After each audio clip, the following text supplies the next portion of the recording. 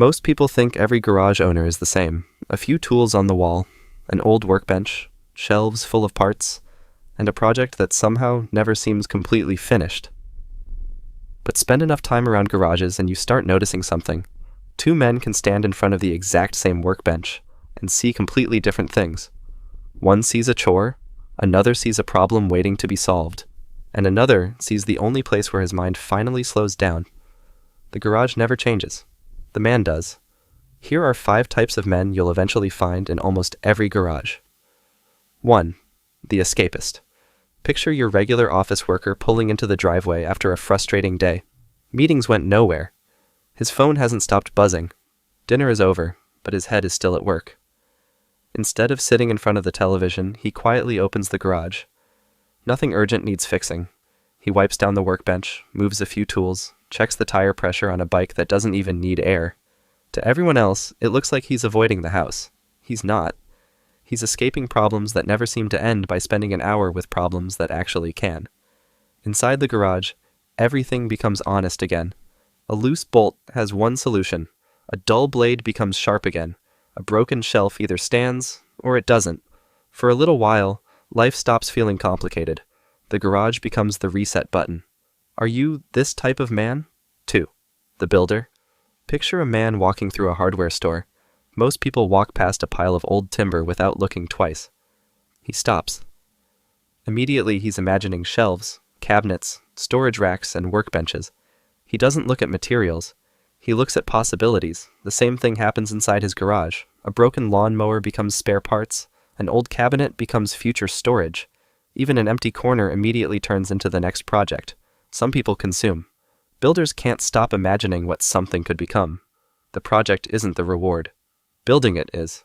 3. The restorer. Picture an old toolbox sitting beneath the bench. The paint is faded. The hinges squeak. The handle has been repaired twice already. Someone else would replace it.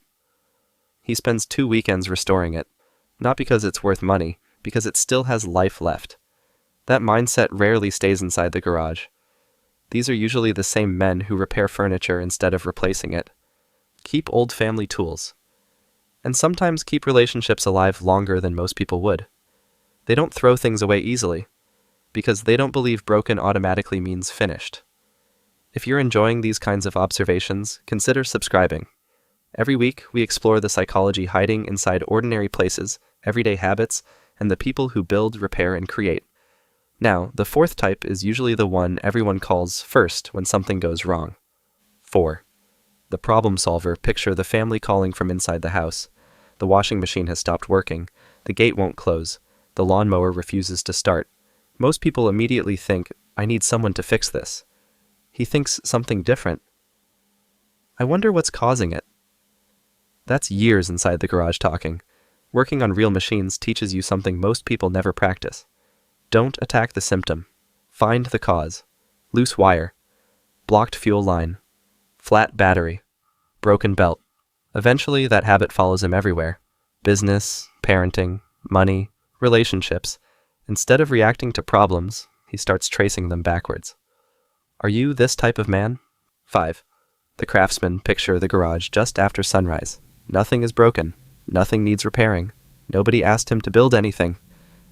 Yet he opens the garage anyway, makes a cup of coffee, runs his hand across the workbench, and starts measuring a piece of wood for a project nobody will ever pay him to build. That is the final type.